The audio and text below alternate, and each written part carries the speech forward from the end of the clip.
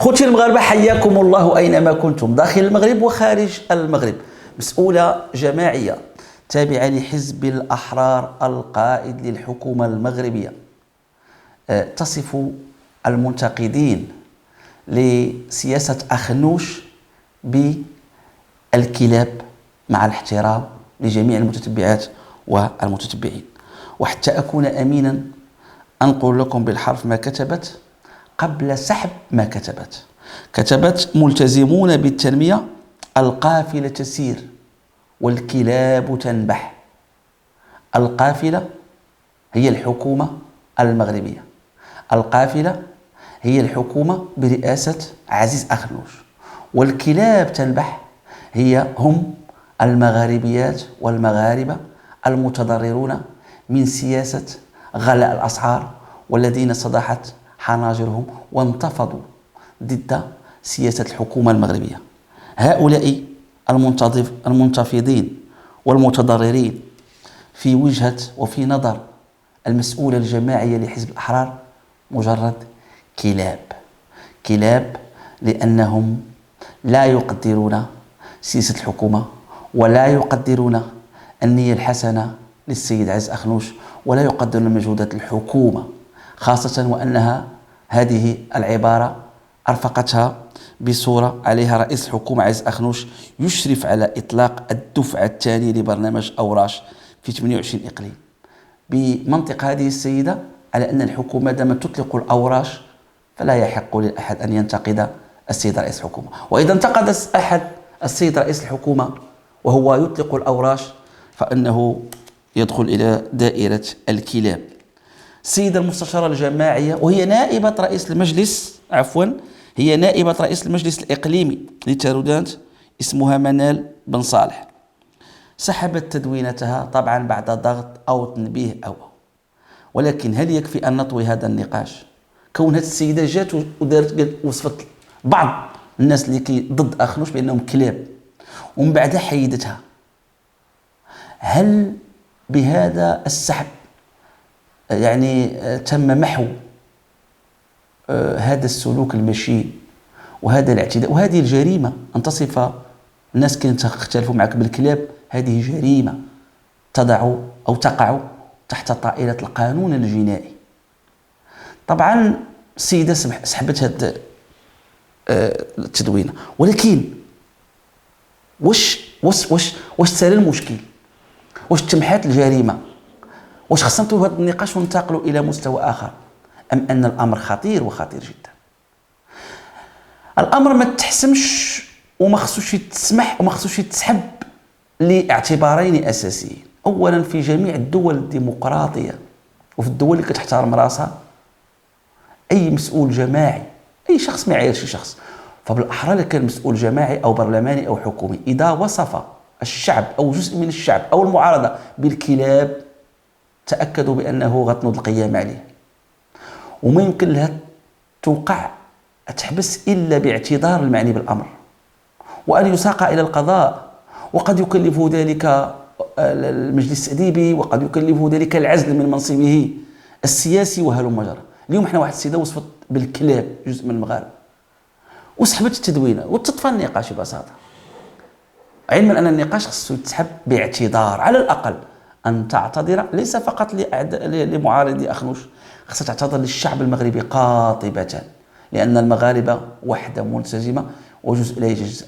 خصها تعتذر للمغاربة كاملين، لأن الضرر وقع على المغاربة كاملين، لأن المعارضة أصبحت دستورية، والمعارضة مؤسسة دستورية، وأن المعارضة ارتقى بها الدستور إلى مستوى كبير وكبير جدا. أن المغرب حق الناس يعارضوا كمؤسسة، أن المغاربة من حقهم يديروا مذكرات ويتقضوا بمطالب ويترافعوا، هذه مكتسبات دستورية.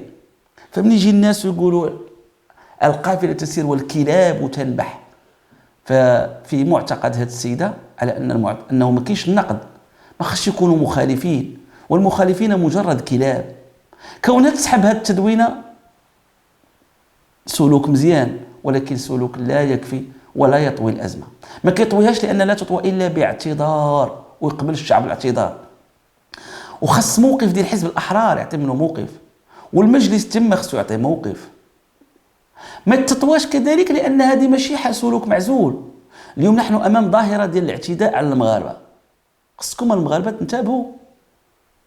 رئيس المجلس الجماعي ديال الأزيلة قال للمستشار بالكلب وسط المجلس، قال لهم خرجوا عليا الكلب، قال خرجوا عليا الكلب. وترى الجلسه كانت مقام الرئيس السيد الرئيس تبص الرئيس بس السيد باش عندك هذا المحضر هذا. كيفاش مستشار رئيس مجلس؟ هذا الشيء ما كيقيش حميد المهداوي ولا هذا الوطن، هذا المغرب. احنا في القرن 21 وحنا كنا سباقين على الاقل في هذه الدول يعني المجاوره وكذا، احنا كنا سباقين في المسار الديمقراطي، ودخلنا التجربه الجماعيه ودرنا هلم من المشاريع، ودرنا تجربه الانصاف والمصالحه، تجربه رائده، وقطعنا اشواط، ودرنا تقرير الخمسينيه، ورقينا بالمراه، ومشينا في اتجاه المناصفه، ودرنا التعدديه، ودرنا الامازيغيه دسرناها، وهلم جرى من المشاريع نتاج ديال واحد تدافع حقيقي، أريقت فيه دماء وجلسات وسجون ونقاش باش نكرموا المواطن المغربي. كيجي رئيس واعتبروها الناس راه بسيطه، رئيس جامع خرجوا عليه الكلب. كيف؟ لا الله يقبل ولا الوطن ولا الدستور ولا الاخلاق ولا اخلاق المغاربه، خرجوا عليه الكلب. هكا خرجوا عليه الكلب. اليوم السيده كتقول الكلاب. اذا حنا ازاء واحد الوضع ماشي سهل في عدد من المواقع. اذا هنا هذه تقول لك خرجوا عليه الكلاب، هذا قال خرجوا عليه الكلب. وشوفوا هذه اغرب دوره كنعتبرها في تاريخ المملكه المغربيه بحدود علمي. هذه فاس، دابا اش قلنا تارودانت، هضرنا على ازيله، نمشيو دابا لفاس. دابا هذه دوره ديال المجلس عباد الله. تبعوا معايا هذا المشهد، ما عمري شفتو في حياتي. هذا رئيس، هذا عمده ديال فاس في دوره كيفاش كيتعامل مع المعارضه. شوفوا كيفاش كيتعامل مع المعارضه. ما تقولش ما تنعرفش. اسمع الله يجازيك. اسمع. قال له شاباط، قال له ودي ما كتعرفش، ما تقولش ما كنعرفش، وياك هاد العمده تقول له ما كتعرفش، عباره ما كتعرفش. سمعوا اش قال له؟ اذا ما تقولش ما تتعرفش، وتبغيش عليا شي حاجه، ما تبقاش باغي عليا شي حاجه، كلشي راه معروف. نهضر فين ما بغيت صافي. ما تقولش ما كنعرفش، ما كيقبلش تقول ما كنعرفش، ما تقولش ما كنعرفش. فكرني في ذاك، سمحوا لي بعض المرات، ما تقوليش بوناني. بوناني عيب يقول لي بوناني هو. ما تقولش عليا بوناني. سمعوا لي بعد مرة المغاربة، ما تقولش بوناني، انت هو بوناني. دابا اش كيقولوا هذا عاوتاني؟ اذا ما تقولش ما تتعرفش، وتبغيش عليا شي حاجه، ما تبقاش باغي عليا شي حاجه، كلشي راه معروف. نهضر فين ما بغيت صافي. لاحظوا المغاربة صافي. هذا عمدة ديال المدينة علمية، مدينة عندها مشاكل وخصها واحد المسؤول يعني التدبير يكون مع احترامي لشخصه، كنهضر في تدبيره. هذا كيسيء للديمقراطية والممارسة. كيف ما تقوليش ما كنعرفش. سمعوا سي شاباط كيف كيطلب عن دقائق. وما تقوليش ما عارفش، ما جوج دقائق انت اللي ما عارفش. تقوليش ما كنعرفش، تقوليش بوناني. ما تقوليش جوج دقائق دوز، انت اللي ما عارفش. جوج دقائق انا عارف مع المجلس ديالي. ما تيقبلش تقولوا ما كتعرفش، ما تقوليش ما كنعرفش، وما تقولش بانه ما عارفش. عاوده. لاحظوا المغاربه راه كيعاودوا له، ما تقوليش ما كنعرفش، ما تقولهاش. وما تقولش بانه ما عارفش، انا عارف شنو ندير. ما تقوليش ما كنعرفش. واش عباد الله واحد الانسان اللي قال لك ما كتعرفش؟ فين المشكل؟ خليه يهضر. اولا خليه يهضر هو كمعارضه، عنده واحد جوج نقطات، جوج دقائق ولا ثلاثه تيسالي، وعقب قول اللي بغيتي. هكا التربيه الديمقراطيه. والسيد عنده جوج دقائق، وخصكم المغاربه ترجعوا لهذا. عنده جوج دقائق وبقى كيعارض يقول له ما تقوليش ما كتعرفش، ما تقولي ما كتعرفش. واحد هذا ويقول له سلام وقتك. دابا غتسالات 3 دقائق، ما نطيحوش في نفس المشكل. غتسالات 3 دقائق صافي، سوى المشكل. ما هضرش كاع، دخل معاه في ذاك الدقائق ديالو قال له ما تقوليش، راه كيقول له الاخر كتعرف، لا ما تقول لي، ما خلاها غير سالات، قال له لا سالا وقتك، ما كتعرفش اش فيها. المعرفه لله عز وجل، وما اوتيتم من العلم الا قليلا. شكون هذا اللي كيعرف؟ الشاعر تيقول وقل لمن يدعي في العلم معرفة علمت شيئا وغابت عنك أشياء. وقل لمن يدعي في العلم معرفة علمت شيئا وغابت عنك أشياء. شكون هذا اللي ما تقوليش ما كنعرفش، لا أقبل أنا أعرف. هذه راه إشكال عميق، هذا إشكال عميق. هذه النخب دابا الحزبية، هذه النخب اللي كتدبر الشأن فاس وكتدبر شأن المغاربة، ما بقاش كيقبل ما تقوليش ما كنعرفش، تقول ليش بوناني. انا بوناني عارفين يقول لي بوناني، بوناني ايه هو؟ ما تقول ليش ما كنعرفش، ولا قال لك ما كتعرفش، ما تواضع اليه رفعه. لا غنحبسوا الزمن ونهضروا الزمن ديال الجماعه ونوضوا صداع على ما كتعرفش. لا قاص لك كرامتك، الا قاص لك شخصك، الا كانت شي سب ما كتعرفش، ما كنعرفش انا، ما كنعرف شنو فيها وغدا نعرف وخليتي يسالي. لا ما تقول ليش ما كنعرفش، ما قبلهاش منك انا. لا لا لا لا كنعرف. شوفوا عاوتاني اش غيدير مع واحد اخر. انا تسمع راسك شمن ذبحت، شمن ذبحت. هذا قالوا راك ذبحتي الديمقراطيه، ما تقوليش ما كنعرفش، ما تقول عاوتاني ليش اللي قالوا شي واحد ذبحتي الديمقراطيه، يقول لك ذبحتي الديمقراطيه، خليه يفهم ويقول، والراي العام كيشوف، وانت كتدبر بشكل هادئ الجلسه. لا قال له ما عاد شي عباره تذبح عاوتاني. هذا الاخر قال له ما تقوليش ما كنفهمش، هذا قال له ما تقول ليش انا ذبحت الديمقراطيه. ما ذبحناش الديمقراطيه، حنا النخاع ديال الديمقراطيه. احنا الوقاع ديال الديمقراطيه. سمحوا لي المغاربه كنبغي نتفكر شي حوالك. عبد الخالق فاهيش قال له عاوده عاوده حنا النخاع ديال الديمقراطيه. ديروا له اسمع من داك ديال يسمحوا لي كثرة الهم كتضحك. حنا النخاع ديال الديمقراطيه. النخاع ديال الديمقراطيه. وكنعرفوا بلا يهضر شي واحد اخر عاوتاني قال له ما فاهمش. دابا قال له شابط ما تقول ليش ما كتعرفش. وقال المستشار الاخر ما تقول ليش ذبحنا الديمقراطيه. شي مستشار عاوتاني معاد قال له راك ما فاهمش، ما تقول ليش ما فاهمش. مصيبه لا هضرت شي. سمعوا اش يقول هذا. شكون اللي قال لك ما فاهمش؟ شكون اللي قال لك ما فاهمش؟ ما تقولوش ما فاهمش، وياك تقول له ما فاهمش. وش يقول عباد الله المستشارين عاوتاني بحال التهديد تقريبا. عرف اش كتقول، عرف كتخاشم فمك، عرف راسك مع من. اش كيقول المستشار؟ اهدا وعرف راسك اش تقول، عرف راسك اش تقول، ما تجبدوش الفاظ كبيره عليكم، ما تجبدوش الالفاظ الكبيره عليكم. دابا الديمقراطيه كلفظ ولا ذبحتي الديمقراطيه، هذا مفهوم تيداولوا الجميع. الفاظ كبر منك، كبر من المستشار. لاحظوا دابا السياسه كيفاش الاقليه تبع الاغلبيه. سدينا سدينا. الاقليه تبع الاغلبيه، سدينا. بقاش تهضر الاقليه ولا تبقى سدينا الاغلبيه من تاخذ سدينا. يعني لاحظوا دابا هاد وتبعوا دابا اش غيدير لواحد السيد. سمعوا عباد الله، سمعوا.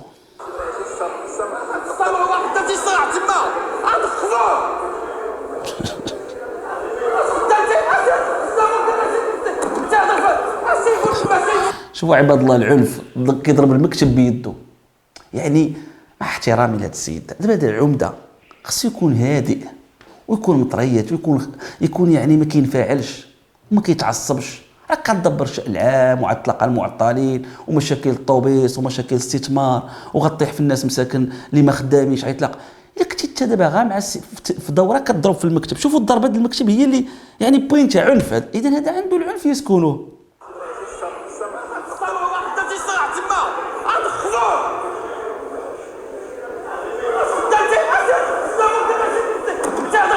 شوفوا البوينت اللي يضرب بها الملك العام. هذا خصو يدير ائتلاف ممتلكات. دابا بوينت كتدبر الشأن العام. سي محمد عاود ديك البوينت مزيان في المونتاج باش تبان للناس. يعني كيف كتضربش بوينتات؟ هذا راه عنف مارستيه امام الملأ وفي دوره. عنف، هذا عنف ضد ممتلكات ديال الدوله وديال الجماعه. كيفاش ما قدرتيش تضبط راسك؟ ما قدرتيش تضبط مع كيفاش غتسير جلسه وانت كتضرب المكاتب؟ اش من قدوه، اش من سلوك غدا؟ كيفاش كتضرب بديك الطريقه زعما المكتب؟ شوفوا المغاربه. الساده الصحفيين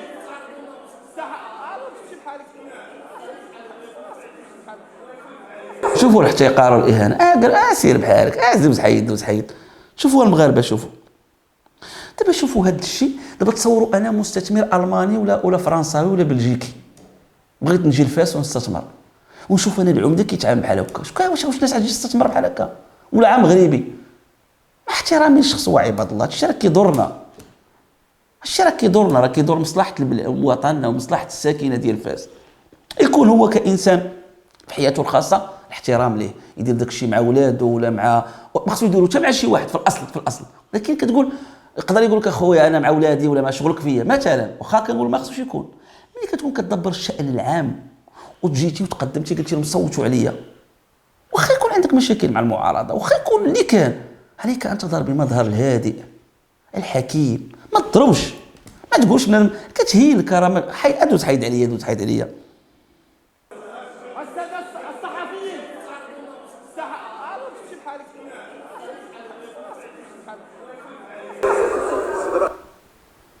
شوفوا المغاربه، شوفوا اخرجوا هذا من هنا، اخرج يعني كيصرخ. هذا راه عنف رمزي، اخرج. هذا راه عنف صراخ بهذه الطريقه، اخرج. اوقف هذا، وما كاين عا وقف هذا، خرج هذا. ومع اللي ما كتحس براسك بشي كوميساريه والكوميساريه والله ما بقى فيها هادشي. خرج عليا هادشي، خرج هذاك حيت هذا. واش كندبروا في شأن المغاربه، التنميه المحليه ومدينه علميه وفاس العريقه؟ هذا هو الصوره نعطيو دابا. خرج هذاك، خذ موقف باب كذا ودير كذا، وتوجه السلطات الوصايه حداك وبشي طرق ولا، وكاع نرفع كاع الجلسه. عندك القانون كيعطيك كاع رفع الجلسه، ما كاينش اجواء العمل. حيد هذا انت، شكون باقي انت؟ حيد انت، خرج عليا هذا. اوقف هذا.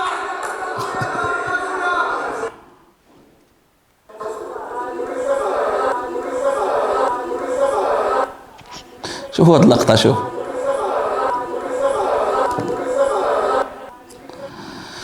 هذا، اوقفوا اجي خارج هذا من هنا،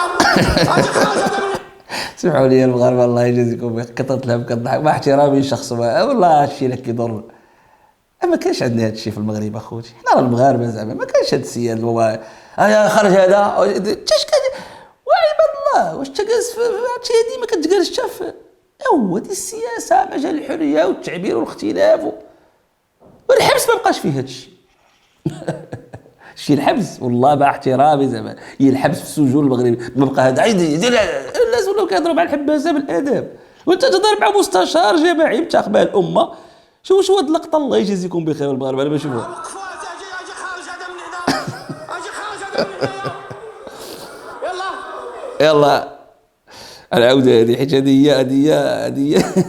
هذه ميسي ديال هذه الحلقه. اوقفوا اجي خارج هذا من هنا، يلا. لا حول ولا قوه الا بالله. هذا من الاحرار. السي اخنوش قال لك عندنا نخب وعندنا اطر، وقال لك حنا حزب اللي في ديال الاطر. ايوا هذه توصفنا بالكلاب، هذا يوصف لنا يخرج هذا من هنا ويجيب من هنا. سير اسيدي، هذا هو الاطر. هكا غندبروا الشأن العام ونواجهوا التحديات بهذه النخب الحزبيه؟ صحابوا هذا النقاش اللي كنقول لكم سهل المغاربه، وعندنا مشاكل وعندنا تحديات. يعني شوفوا على وضع كي داير عباد، شوفوا على التصريحات. وتصوروا معايا شابط خرج دار تصريح وسط المجلس، صحافي حرجو طلب منه. دابا شكون اللي غيجي مستشار في الاغلبيه؟ شوفوا كيفاش قام شابط. شوفوا هذا المشهد، هذا مستشار جماعي. شوفوا هذا المشهد، هذا السيد مع الاحترام ليه مسكين داير طاقيه واللحيه. المشهد اللي غيخرج شابط شنو هو سند داك الشيء؟ هو مستشار الاغلبيه اللي ما عندوش هذه الوظيفه ديال، كيفاش داير له بهذه الطريقه؟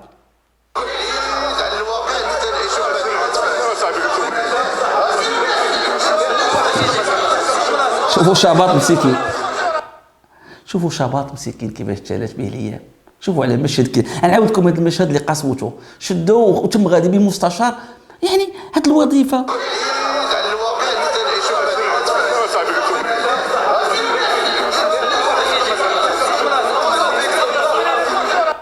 بقى فيا شابط مسكين مع قصيور ولا قلده.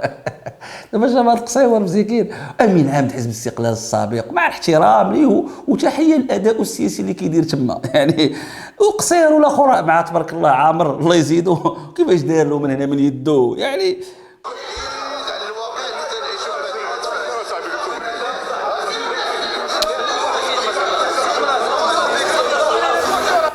مش هذه مشاهد المغاربه تسرنا؟ دابا هذه السيده كاتبه الكلاب، هذاك ديال ازير هذيك المره قال الكلب وخرجوا عليه الكلب، هذا دابا طرد بهاد المشاهد وبهاد الطرق هذه زعما العنيفه. واش هاد الشيء عادي؟ واش ما كيبانش كاين ازمه نخب حزبيه؟ واش ما كتبانش كاين ازمه تربيه سياسيه؟ واش ما كيبانش بان الاحزاب لا تقوم بادوارها في التاطير؟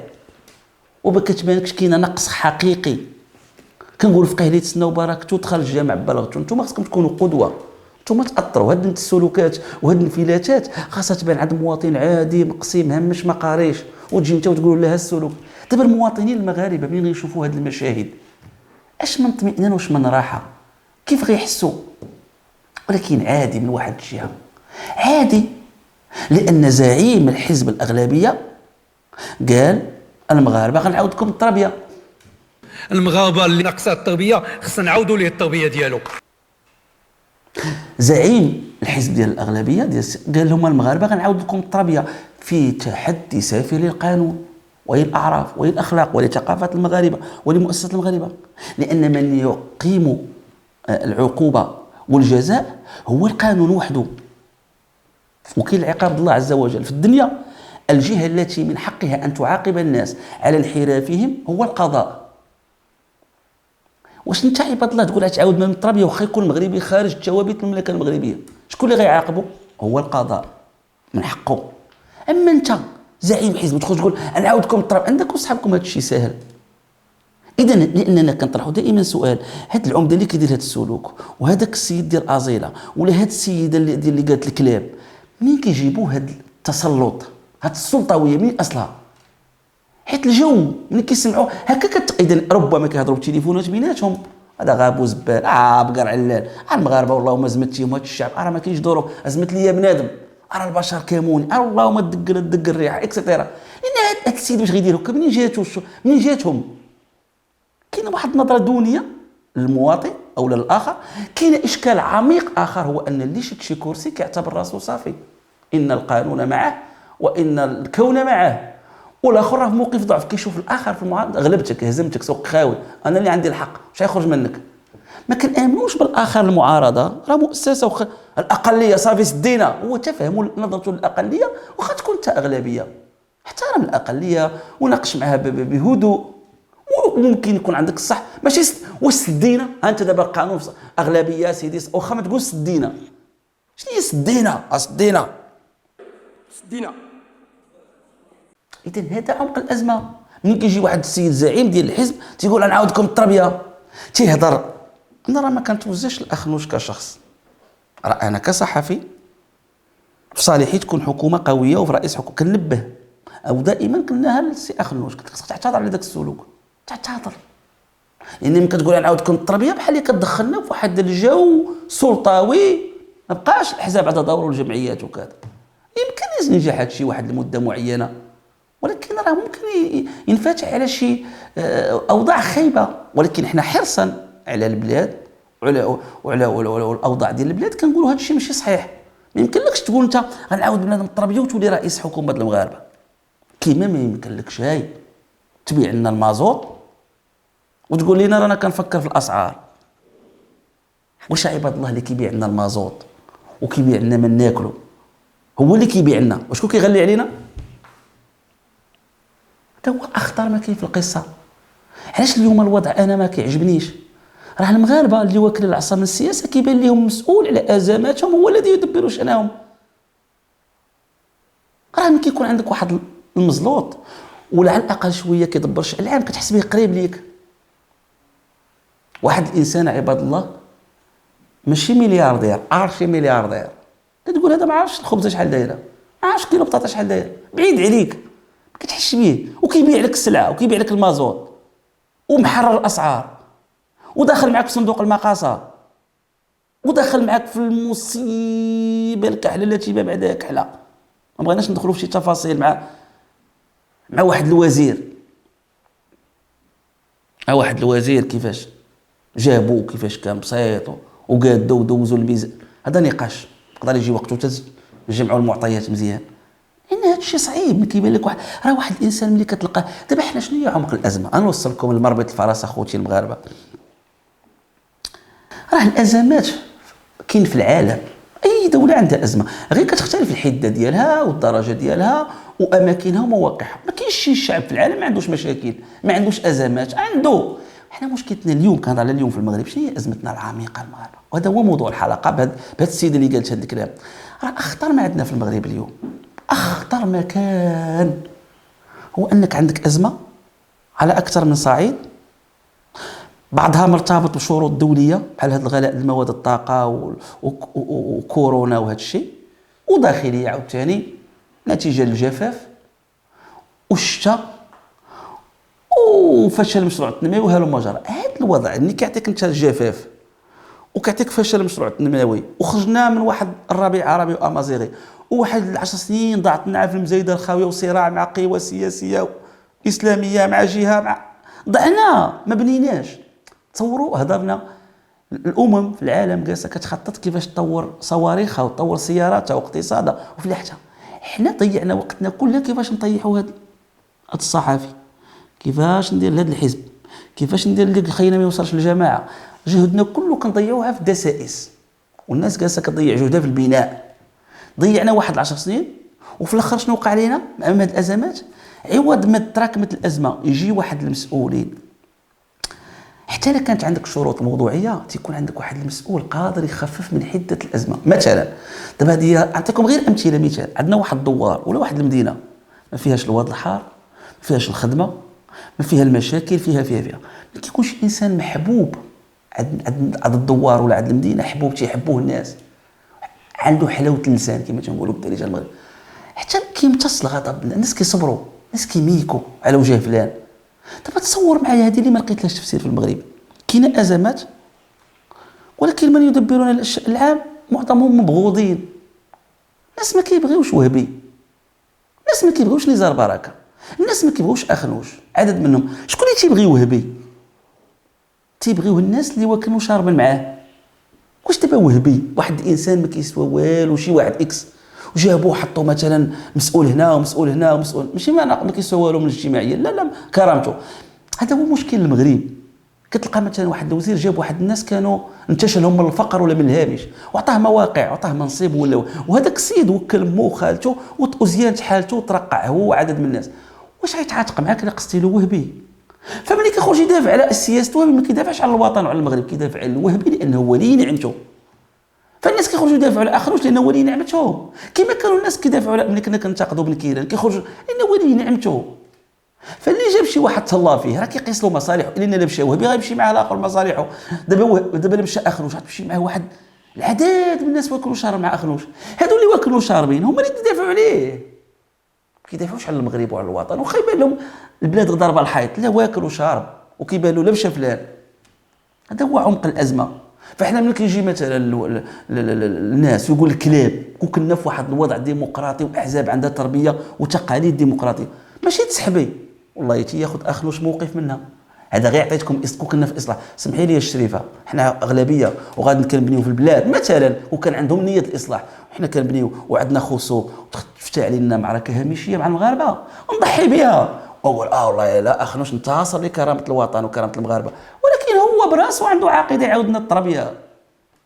بالعكس ما عندوش مشكل، وخصو يعيط لك ديال العمده دفاس. اجي يا الشريف انت مالك عمده ولا شنو كدير تما بالسلامه؟ رئيس المعقل ما بقاش يدير بحال هكا. رئيس المعقل في الحبس ما كيدير اجي انت حيد هذا، خرج هذا، دي هذا، جيب هذا، حط هذا. شنو صحيح راه المغرب هذا والناس كتفرج فينا في العالم. الاستاذ صحاب لكم نتوما شنو خصكم نفس تقاليد امين عام الحزب. اجي العمده اش داك السلوك الله يجزيك بخير ولا انذار اجي انت اش داك السلوك، ولكن لا عندنا مشكل دوك على المغاربه كما قال خالد الجامعي حنا عبقر علال تيشوفوا فينا بحال هكا مع كامل الاسف، ونحن اكبر من هذا. راه هما اللي خصهم التربيه. دابا شكون اللي خصو التربيه سي اخنوش؟ حنا ولا ولادك ولا اللي معاك؟ مغاربي ما يقولكش، مغربي حنا البسطاء ما تنسبوش، تنقولش نعاودوا لكم الكلاب، نختلفوا معكم بالادب وبالاحترام وبالصواب. اذا شكون اللي خصك تعاود لهم التربيه سي اخنوش؟ وهما الناس اللي معك في الحزب، ماشي كاملين ولكن عدد منهم، هذوك هما اللي اولى بانك تعاود لهم التربيه. ما مربينش يخرج يقول لنا الكلاب. شكون اللي خصو تعاود له التربيه؟ هو اللي كيوصف بنادم بالكلب، هو بنادم اللي كيتعامل معاه بالعنف، هو اللي يقول خرجوا عليا هذا الكلب، خرجوا عليا هذا الكلب. الرئيس تبوس الرئيس باش السيد باش عندك هذا المحضر هذا. شنو هذا الشيء عباد الله؟ شنو هذا المستوى؟ اذا عمق الازمه كيبدا من هنا، كيبدا بان الناس اللي كيكونوا في المسؤوليات خصهم يكونوا قريبين لينا. انا ما كنستكثرش على واحد يوصل لمنصب مسؤوليه غني ولا فقير، ولكن مني منطق الاشياء انت كتبيع لنا السلعه، واخا تقول لي انسحبت من الهوليدين انا ما بقيتش، هذه لان الانسحاب باش نثيقوا به. النهار اللي حطيتي رجلك في الوزاره المغربيه ما خصكش تكون عندك علاقه تنازع المصالح. واش انت كدوز 13 عام وانت في الوزاره في الحكومه وفي المال العام المغربي، في المال العام وانت رئيس حكومه عاد ولا تنازع المصالح؟ على الوزير ما عندوش تنازع المصالح. انا كنحس بك كتضحك عليا كتنحس. اذا اسمح لنا، عندك سوابق، ما كنتيش ديمقراطي في اول مره، وانت كاع انسحبتي ظاهريا. واش انا كنراقب تليفوناتك وعاب تليفون مثلا الو مثلا. اذا هذا التنازع المصالح معنا، واش عيبات الله السيد عنده الشركات وعنده الغازوال وعنده افريقيا وعنده الحليب وعنده كيبيع لنا ويشري، ما يمكنش يدبر الشأن العام. النفس اماره بالسوء، هذا القران، النفس اماره بالسوء وخلقنا الانسان هلوعا. الانسان هذه طبيعه بشريه، البشر كيجشع.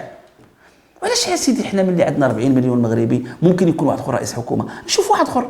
انت عندك الثروه، سير قابل على رزقك، قابل على حليبك وقابل بيضك وقابل مصطلت قابل على داكشي. انت دابا عندك ثروات وعندك الحليب والزيت، وانا لا لوجيك دابا شي انسان عنده الثروه عنده الخير، ماشي تنقول ضد غير المنطق. انا يخلي مشاريعه وينسحب باش نخدم المغاربه. عرفتي على وطنيه هذه كي دايره؟ ولا شي واحد اللي خلى شركاته طلع ولا تهود، وانا اللي خصني نعم سيدي نخدم. كما كانوا يروجوا على واحد الوزير اول سابق، قال لك راس شركاته وراه سمح فيها باش يخدم البلاد، وشويه لقاو لوطوروت داجي قلب لوطوروت في الدار البيضاء.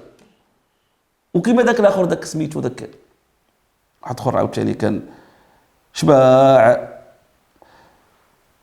ما نعرف شنو كان كاع، عنده شي شركه ما عرف ديالاش. المصيبه حنا راه كنهضر عليه عز غالي ما عقلتش عليه، والله ما عقلت عليه.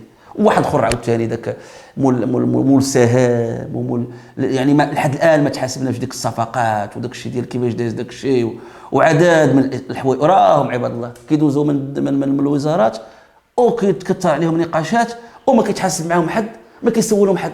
غير الموضوع ديال الكمامات، حفيظ العالمي والبي سي ار وشكون كيدير داك الشيء، وعدد اللي فتحتوها المغاربه. واحد النقاش قداش كبير وكبير جدا.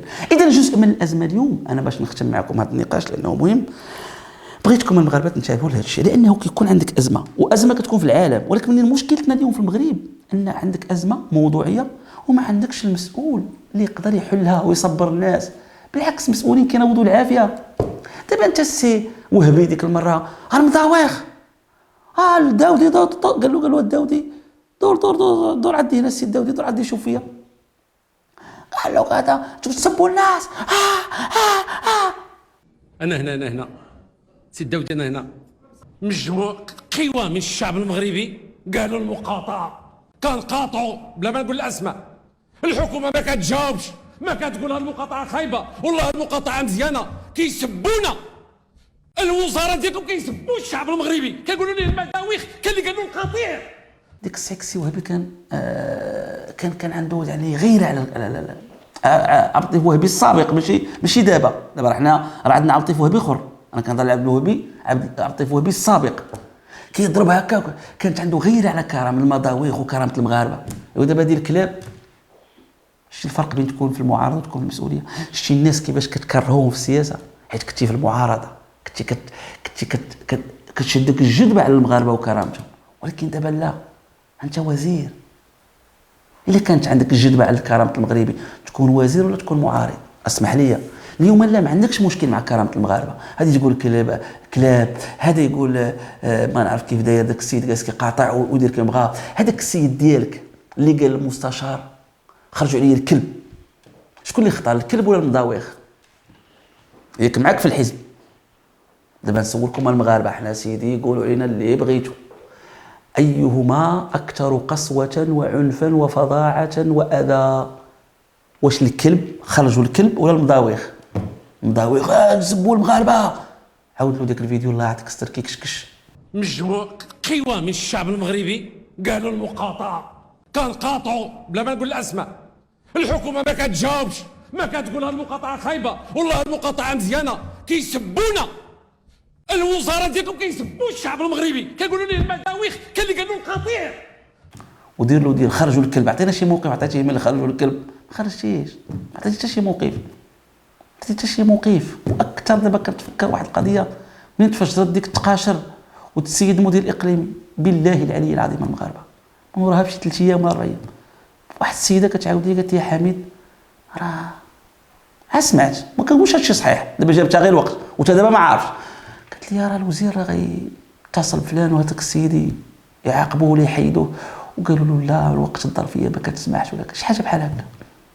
حتى كنسمع مؤخرا داك المدير الاقليمي حيدوه، قال له خليه يدوز واحد 6 شهور ولا 7 شهور حتى يتكالما وينساو الناس. مشى هذاك المدير الاقليمي قال لك حقا بطلب منه. كاين شي واحد كيسخف المسؤوليه بطلب منه، من بعد تقاشر عاد بطلب منه، كيما وقع لنا مع داك المدير ديال في عهد الرميد، داك المدير ديال وزاره العدل مدير التجهيز، من يوقع الضغط وخرجت التسجيلات ديال الفساد كيديروا بطلب منه باش ما يكون لا بحث لا مساءله لا بطلب منه.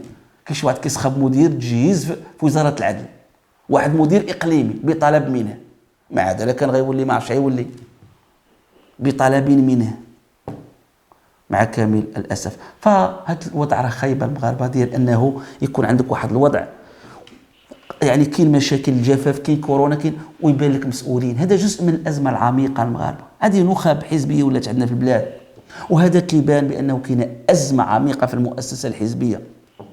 هذا كيبان بانه كاين ازمه عميقه يعني في التربيه السياسيه وفي الثقافه السياسيه في المغرب وفي التزكيات. وعباد الله ملي كتبعد مراد زيبوح، سيد محامي مثقف واطار كاش داروا له مسكين داك مراد زيبوح المحامي في الشرق، ملي كتبعد بوعيده دكتور، ملي كتحيد الاطر ملي ما كتلقى انتخابات، واش عباد الله الدكاتره واساتذه جامعيين الاطباء راجع اللور؟ كتجي انت كتشوف واحد كنقصت من شي واحد ومن حق كل واحد، ولكن هذا راه مسؤوليه، ماشي مسؤوليه ديال الاحزاب، مسؤوليه ديال السلطه، مسؤوليه ديال الشعب. حتى حنا كنختاروا، حنا كمواطنين كنتحملوا مسؤوليه. بعضهم كيشد 100 درهم ولا 200 درهم، بعضهم ولا 300 درهم، وغدا ما ريبه وما عرفوا اللهم نفوز بواحد الولد ديال الطحين ولا لا. لا كليتي ولد ديال الطحين حرام غادي تخلصوا متلته عند الله وفي الارض. الانسان يشد سكرشو. حنا كذلك كنصنعوا هاد النخب، وملي كيبانوا شي نخب مزيانه ما كنعاضوهمش. اذا هذا واقعنا كلنا مسؤولين عليه. حنا دائما كنسميو عارف لا، كاين السلطه تتحمل المسؤوليه، الحكومه، الاحزاب، النخب، الشعب، كل بدرجات متفاوته، بدرجات متفاوته. اليوم عندنا هذا الاشكال، احنا عندنا مشاكل. عوض ما يكون عندنا نخب اللي تقدر تجمع عباد الله اللي تاثر، اللي تلعب واحد الدور. انت كتلقى عندك نخب الامين العام يقول كلمه وعباد الله غير البارح هو يقول له رجع 17 مليار، شويه دار مع الحكومه. البارح كيقول حفيظ العالمي وهبي ما خلى ما قال حفيظ العالمي، شويه عاوتاني ما كاينش مشكل دار الحال تعالوا مع حكومته. شويه كيقول الاخر ثاني عاوتاني كيقول كتلقاه مثلا مستافد من ارض الدوله، امين عام ديال الحزب، حزب اشتراكي المفروض هو اللي يهضر على التاميم وسائل الانتاج والاراضي، وخصو يناضل على الفقراء يتمكنوا من الاراضي. كتلقاه هو استافد خارج القانون بشي حاجه سميتها ارض الدوله. كنقولوا القانون ما كاينش واحد القانون خارج هاد الناس خدام الدوله، لا. هذا هو المشاكل اللي كاينه في المغرب اليوم، هذا هو عمق الازمه. ملي تلقى انت امين عام مستافد من ارض، وتلقى امين عام تيقول الكلمه وكيتراجع فيها، امين عام اخر مصيبه تقالت عليه في سوديا وسوجيطه، اش قال عليه داك ديال العنصر. امين عام الاخر عاوتاني ما كاينش شي امين عام قليل، شي 2% وقيله. كل واحد كتلقى عنده شي حاجه ماشي هذيك. هذا هو اللي كاين في هذا النوع. اذا كيف غتكون التزكيات؟ كيف غيكون هذا؟ مثلا العمده فاس مع احترامي له، انا غير سؤال، هذا السيد كان مندوب اقليمي ديال الصحه في صفرو، وتم التوقيف ديالو من طرف وزير الصحه، قال له درتي واحد الهفوه خطيره، السيده ولدات وكذا. ايوا هذا اللي مندوب اقليمي دار هفوه وولدت المراه واقال، كيف غينجح في تدبير مدينه فاس كلها؟ هو فشل يعني كمسؤول اقليمي، مندوب اقليمي. اذا هنا غنرجعوا لاخنوش وغنرجعوا للشقر وغنرجعوا لنبيل عبد الله وغنرجعوا لبنكيران. كيفاش كتوزع التزكيات، كيفاش كيأثروا عباد الله، كيفاش كياخذوا التزكيات. عدد من المناضلين الرائعين في الاحزاب كيتم يعني ابعادهم وكيتحقروا فقط لانهم ما كيعرفوش يلحسوا الكابا مزيان مثلا، او لا كتلقاه مثلا فقط كيقول لا وسط الحزب او لا او لا او لا. دابا هذا المشهد ديال العمده ديال فاس كنهضر عليه كمسؤول جماعي، راه كيسيء لنا حنا والمغاربه، لان ديك الصوره كاينه الناس عديان ديالنا متبعنا، كيسيء لجريمتنا الديمقراطيه، كيسيء. حنا كنقولوا نحن قطعنا اشواط، ولكن ملي كيبان التدبير بديك الطريقه، اسكت انت خرج انت، ولا خرج يشاد الشباب بديك الطريقه، والاخرى كتقول المسؤوليه تقول الكلاب، والاخر يقول خرجوا الكلب، والاخر يقول هادشي راه ماشي معقول، هادشي راه يسيء لبلادنا. اذا حنا في واحد لحظه الازمه كان المفروض يكون واحد الانسان تيكون عنده حلاوه، تعرف يهضر، تعرف يضحك، تعرف يسلك، تعرف تيكون بالكيران. غنختم معكم هذا واخا هو مثال سيء الذكر، انا كنقولها مسؤول عليها. بن كيران كانت تجاوزات في عهده ضد نوع عباد الله وكيبررها، كانت تجاوزات حقوق الانسان كيخرج كيدافع عليها، وكانت تجاوزات ضد قضاة وجا هو والسي الرميد ودقدقو. واكبر اللي غتبقى عند الله عز وجل عند البي جي تي، انا نقولها لكم المغاربه والله اني نتفكرها كتجيني البكيه، وهذاك القاضي عادل الفتحي مسكين، هذا قاضي وكيل الملك قال راي داروا له ما عرفت شنو قال لك، قاسوا في كرامته هذاك السيد تكرفس علينا في عهدنا. ولكن لاحظوا واحد النقطه انتبهوا لها مزيان، اش كان تيجي يدير؟ انا وساكن مع مرتي والصلاه وهالمدخول وهكذا. يلا صلحنا واحد الصالون، واحد الكوزينه، وواحد البيت ديالنا. هو كيفرعنا في الاسعار وكيدقدقنا وكيحصادر الحقوق وكان كيدير فينا ما بغى. ولكن انا بغيت ننبهكم على الخطاب ودوره. لاحظوا هو راه جا في عز الهيجان ديال الشعب المغربي والدور يلعبوا المواجهه وكذا. علاش؟ اولا هو من اصول عاديه، ماشي من اصول بحال اخنوش لاباس عليه. هاد العمليه كتعطي المغاربه واحد رجاء من الفقراء من المزاليط غيكون مع الخير، عطاه واحد الانطباع واحد الامل ممكن يكون مع الخير. ولكن راه دقدقنا.